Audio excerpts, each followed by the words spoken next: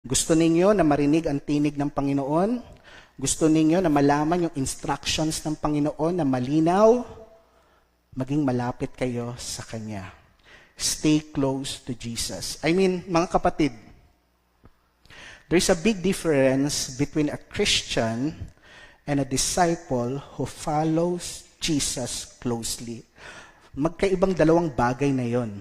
Yung isang Kristiyano, nakilala mo lang ang Panginoon at meron kang kaligtasan, at ang isang Kristiyano at disipulo ng ating Panginoong Hesus na nauupo araw-araw sa paanan ng Diyos. Walang question ang inyong pagiging Kristiyano. Alam ninyo ang kaligtasan, binigyan ninyo yung buhay ninyo sa Kanya at isinuko ninyo at meron kayong kaligtasan.